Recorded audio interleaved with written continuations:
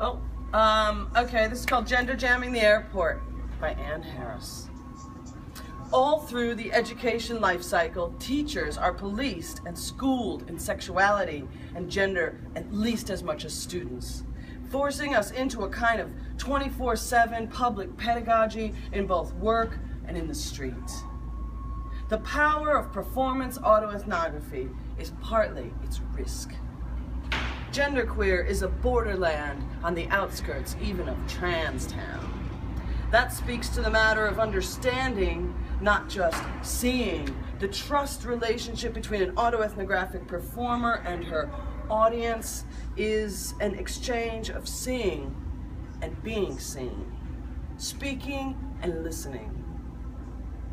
We co-construct a performance together, between us, but the performer must be intelligible in order to be shared by you, her audience. Intelligible, recognizable, must make a kind of sense in the mind, not the eyes. So what of the genderqueer performer who is not yet seen, not yet understandable, perhaps, to you? She may be seen, but not necessarily heard. She may be observed, but not entered into, taken inside. This is a queer borderland story about visibility and intelligibility in spaces where bodies and stories are surveilled, schooled, and sized up. My body as autoethnographic borderland moves through the world, and the world moves through me. The metaphor, but not metaphor, of airport is what Halberstam calls a layered body, is a public body, a body of publics, a body of many surfaces laid one upon the other. Sometimes those bodies, those surfaces, rub up against each other in pleasurable, sometimes uncomfortable ways. Through my autoethnographic body, security and scanning become a mirror dance that goes deeper than skin-deep surfaces.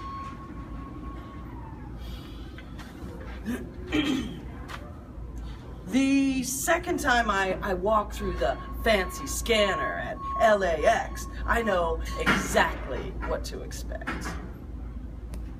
Enter the machine, turn to your right, put your feet in the outlines, please, and arms up, all the way up. A very queer position, if you ask me. The security guard motions me out. Come on, she says, then frowns when she sees my scan come up on the machine. Step back in, please, she says. It's a gender aid, I say, a bit quietly. There's something in your pocket, she says. Step back in. It's not in my pocket, I say. It's a gender aid. I step back in, and we repeat this public pedagogical performance as people stop to stare. I look at my scan the second time. There's a yellow electronic square around my groin. Please, ma'am, take out whatever is in your pocket, she says, and put it in the tray now. It's not in my pocket, I say, and I can't take it out. She stares at me blankly. It's a gender aid, I say for the third time. She looks, but she does not see. She hears, but doesn't understand. What is that, she says. It's a dick, I say. A prosthetic dick. Blank. She's anxious. Stares at me. It's a, I say. I'm gonna need a private pat down. It's like a, but it doesn't do anything, right? She says, and we both know the minute it's out of her mouth, she regrets it. Oh, it does things, I say. Margaret, she screams, pat down now! In the private room, me and 3 flustered female guards. I asked them sincerely, you've never encountered this before in Los Angeles airport? Mm-mm. Oh no, they say. No, nothing like this. Nothing. This is way out of our league, they say. I find that hard to believe, I say. The two younger ones ask to be excused. They're feeling so distressed. They go and get their supervisor. She arrives shortly and tries to reassure me by saying, "Don't worry, honey. When you have your surgery, it won't even show up on the scanner." I look at her blankly this time. "I'm not gonna have surgery," I say. We blink at each other. "We had a trans PD," she says. "I'm not trans," I say.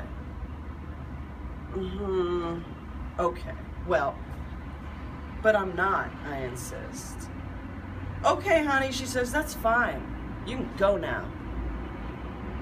And I do. What can you see? What do you think you see? What do you understand that to mean?